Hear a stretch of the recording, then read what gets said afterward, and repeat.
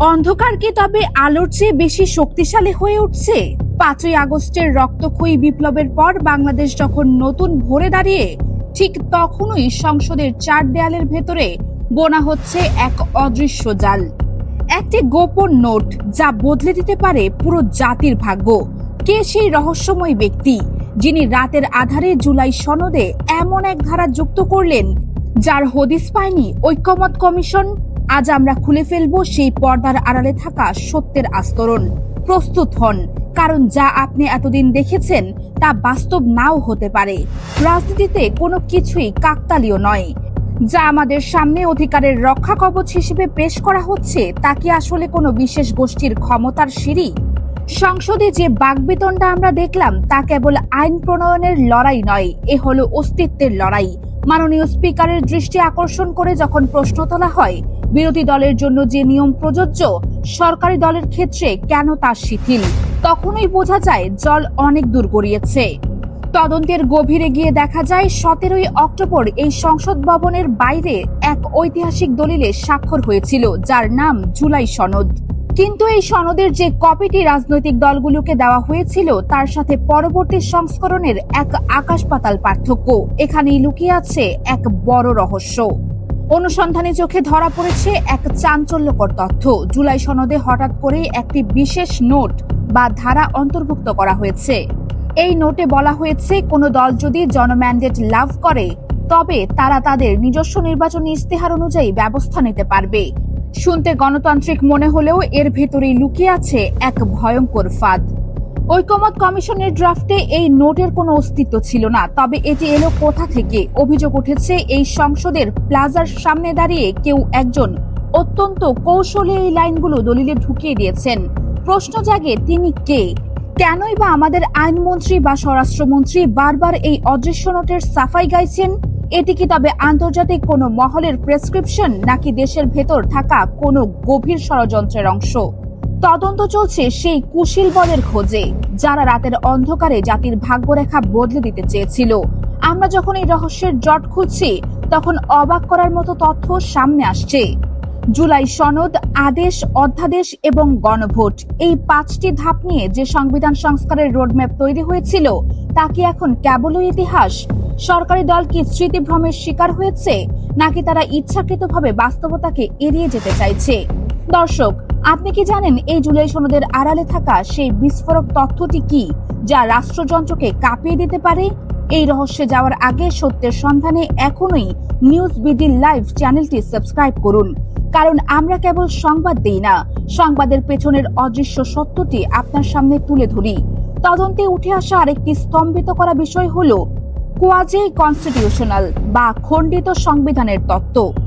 যখন সরকারি দলের সংসদ সদস্যরাই স্বীকার করে নেন যে দেশ একটি অসাধারণ বা এক্সেপশনাল পরিস্থিতির মধ্য দিয়ে যাচ্ছে, তখন প্রশ্ন ওঠে আইনি বৈধতা নিয়ে।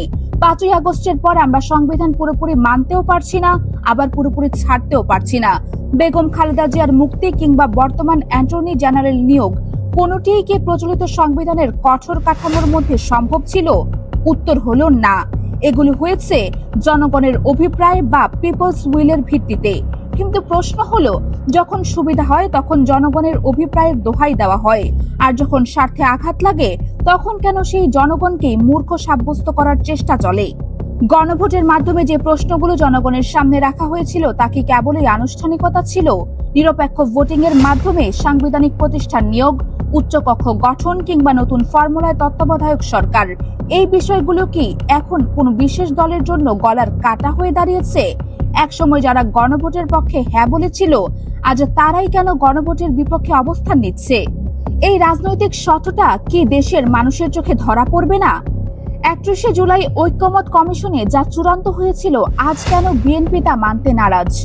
ক্ষমতার ঘোড়া অনেক দূরে গিয়ে গেছে সত্য, কিন্তু সেই ঘোড়াকে লাগাম পরাবার এই অসম চেষ্টা কি সফল হবে? জুলাই সনদ কি কেবল একটি রাজনৈতিক সমঝোতার দলিল, নাকি এর পেছনে রয়েছে কোনো আইনি বাধ্যবাধকতা? সংসদে যখন এই সনদের বৈধতা নিয়ে প্রশ্ন ওঠে তখন সরকার পক্ষ থেকে বারবার জনগণের সার্বভৌম ক্ষমতার কথা বলা হয়, কিন্তু এই সার্বভৌমত্বের সংজ্ঞাকে কি রাজনৈতিক প্রয়োজনে বারবার নতুন রূপ দেওয়া হচ্ছে? তদন্তে দেখা যায় জুলাই সনদ আদেশের মুখবন্ধ বা প্রিয়াম্বলে স্পষ্ট লেখা আছে এটি জনগণের অভিপ্রায়ের বহিঃপ্রকাশ। কিন্তু ট্র্যাজেডি এখানেই যে 5ই আগস্টের মহাবিপ্লবের পর যারা এই জনগণের উপর ভর করেই ক্ষমতার মসনদ মজবুত করতে চেয়েছিলেন তারাই এখন প্রশ্ন তুলছেন, জনগণ কি আদৌ এই সনদের মারপ্যাচ বুঝে ভোট দিয়েছে? জনগণকে অশিক্ষিত বা মূর্খ হিসেবে উপস্থাপন করার এই যে প্রবণতা, তা কি কোনো গভীর হীনমন্যতার বহিঃপ্রকাশ, নাকি এর পেছনে লুকিয়ে আছে কোনো রাজনৈতিক চাতুরি? 31শে জুলাইয়ের সেই রুদ্ধদ্বার বৈঠক, ঐক্যমত কমিশনের সকল রাজনৈতিক দল এক টেবিলে বসে সিদ্ধান্ত নিয়েছিল কিভাবে জুলাই সনদ বাস্তবায়ন করা হবে। সেই বৈঠকে গণপরিষদ বনাম সংবিধান সংস্কার পরিষদ নিয়ে তুমুল বিতর্ক হয়েছিল।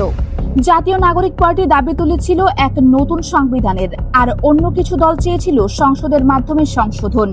দীর্ঘ আলাপ আলোচনার পর যখন একটি অভিন্ন সিদ্ধান্তে সবাই একমত হলেন, তখন আজ কেন সেই স্মৃতিগুলো ধূসর হয়ে যাচ্ছে? ভিডিও ফুটেজে স্পষ্ট দেখা যাচ্ছে, মিডিয়ার মাধ্যমে সারা দেশ সেই দৃশ্য দেখেছিল। জুনায়েদ সাকি থেকে শুরু করে নুরু, কারা সেদিন কি ভূমিকা রেখেছিলেন সব নথিভুক্ত আছে। অথচ আজ সংসদে দাঁড়িয়ে সেই সত্যকে অস্বীকার করা কি আদর্শিক দেউলিয়াপনা নয়? সংস্কারের যে ঘোড়াটি গন্তব্যের দিকে এগিয়ে যাচ্ছিল তাকে এখন লাগাম পরানোর জন্য কারা এত মরিয়া হয়ে উঠেছে? আমরা এক অদ্ভুত সন্ধিক্ষণে বাস করছি।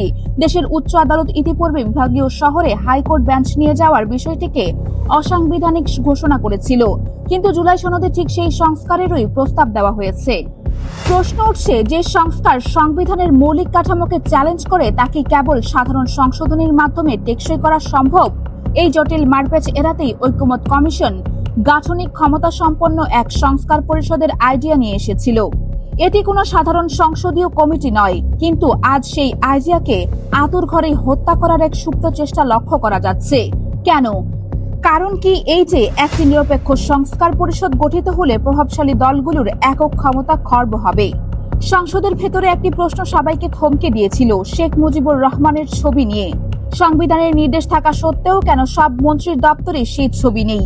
এর পেছনে কি আইনি ভিত্তি আছে, নাকি কেবলই পাবলিক সেন্টিমেন্ট বা জনগণের সম্মতি?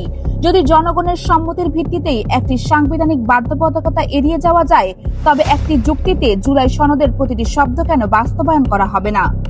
একদিকে সংবিধানের পরিপূর্ণ বাস্তবায়নের বুলি আওড়ানো হচ্ছে, অন্যদিকে বাস্তবতাকে অস্বীকার করে একটি খণ্ডিত সংবিধান বা কোয়াজি কনস্টিটিউশনাল পরিস্থিতির সুবিধা নেওয়া হচ্ছে। এই দ্বিমুখী নীতি কি তবে বাংলাদেশের আগামী দিনের রাজনীতির মূল রূপরেখা?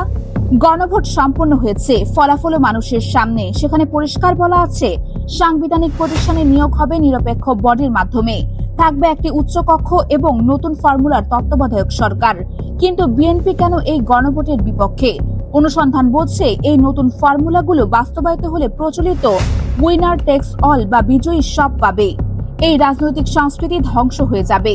কোনো একটি দল এককভাবে রাষ্ট্রকে কুক্ষিগত করতে পারবে না। ক্ষমতার ভারসাম্য বা চেক অ্যান্ড ব্যালেন্সের এই ভয় কি তবে আজ রাজনৈতিক দলগুলোকে তাদের আগের অবস্থান থেকে সরিয়ে দিচ্ছে? ষড়যন্ত্র কি তবে ডালপালা মেরেছে? জুলাই সনদের সেই তথাকথিত নোট নিয়ে যে রহস্য আর জট খুলতে গিয়ে বেরিয়ে আসছে এক ভয়াবহ তথ্য। 17 অক্টোবর সংসদ ভবনের বাইরে যে খসড়ায় রাজনৈতিক দলগুলো সই করেছিল, সেখানে কোনো দলের নির্বাচনী ইস্তেহার চাপিয়ে দেওয়ার সুযোগ ছিল না। কিন্তু হঠাৎ করেই সেখানে এক জাদুকরী বাক্য যুক্ত হলো, জনম্যান্ডেট লাভ করলে দলগুলো নিজস্ব ব্যবস্থা নিতে পারবে। এই একটি লাইন কি তবে পুরো বিপ্লবের স্পিরিটকে ধূলিসাৎ করে দেওয়ার নীলনকশা? অনুসন্ধানে জানা যায়, কোনো এক প্রভাবশালী ব্যক্তি বা গোষ্ঠী অত্যন্ত সুকৌশলে এই নোটটি সনদে গুজে দিয়েছেন। কেন? যাতে পরবর্তীতে কোনো দল ক্ষমতায় গিয়ে সংস্কারের পুরো প্রক্রিয়াটিকে নিজের কবজায় নিয়ে নিতে পারে। এই ধূর্ত কৌশল কি আন্তর্জাতিক প্রচারণার অংশ, যাতে জাতিসংঘ বা বাইরের বিশ্বকে দেখানো যায় যে দেশ গণতান্ত্রিক পথে চলছে? অথচ ভেতরে ভেতরে চলছে একনায়কতন্ত্রের নতুন বীজ বপন। স্মৃতি খুব একতরফা বিষয়। যখন ক্ষমতার অংশীদার হওয়ার প্রশ্ন আসে, তখন অনেকেই 31শে জুলাইয়ের সেই ঐক্যমত কমিশনের সিদ্ধান্তগুলো ডাস্টবিনে ফেলে দিতে চান। জুনায়েদ সাকি, নূর কিংবা অন্যান্য তরুণ নেতারা যারা সেদিন রাজপথে রক্ত ঝরিয়েছিলেন, তাদের কণ্ঠস্বর কি আজ সংসদীয় মারপ্যাচে হারিয়ে যাচ্ছে? সেদিন সিদ্ধান্ত হয়েছিল, সাধারণ সংশোধনী দিয়ে এই ভঙ্গুর রাষ্ট্র কাঠামো মেরামত করা সম্ভব নয়। প্রয়োজন ছিল গাঠনিক ক্ষমতা সম্পন্ন একটি সংবিধান সংস্কার পরিষদ। অথচ আজ সংসদে দাঁড়িয়ে বলা হচ্ছে সংসদই সব করবে। কিন্তু যে সংসদ নিজেই একটি অসাধারণ বা এক্সেপশনাল পরিস্থিতির ফল, তার আইনি ভিত্তি কতটুকু? যখন 5ই আগস্টের পর শেখ হাসিনার ছবি নামানোর ক্ষেত্রে সংবিধানের তোয়াক্কা করা হয়নি, তখন আজ কেন সংস্কারের বেলায় সংবিধানের দোহাই দিয়ে সময়ক্ষেপণ করা হচ্ছে?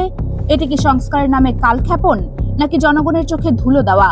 ইতিহাস কি তবে এই বিশ্বাসঘাতকতার সাক্ষী হয়ে থাকবে, নাকি ষড়যন্ত্রের জাল ছিঁড়ে বেরিয়ে আসবে নতুন এক সার্বভৌম বাংলাদেশ? গণভোটের প্রশ্নগুলো কি তবে কেবলই আইওয়াস ছিল? উচ্চকক্ষ গঠন, নিরপেক্ষ নিয়োগ প্রক্রিয়া এবং নতুন ফর্মুলার তত্ত্বাবধায়ক সরকার, এই তিনটি স্তম্ভই কি আজ বড় দলগুলোর জন্য আতঙ্কের কারণ? বিএনপি কেন আজ গণভোটের বিপক্ষে অবস্থান নিল? তদন্তের ফল বলছে, রাজনৈতিক দলগুলো চায় না তাদের ক্ষমতার উপর অন্য কারো নিয়ন্ত্রণ থাকুক। তারা চায় এমন এক ব্যবস্থা যেখানে তারা আবার পুরনো স্টাইলে দেশ শাসন করতে পারবে। কিন্তু জুলাই সনদে সেই পথ বন্ধ করে দিয়েছে। এই কারণেই কি আজ জুলাই সনদকে বাতিলযোগ্য বা অযোগ্য প্রস্তাব হিসেবে দাঁড় করানোর চেষ্টা চলছে? দর্শক, আপনার মূল্যবান মতামত জানিয়ে দিন কমেন্ট করে।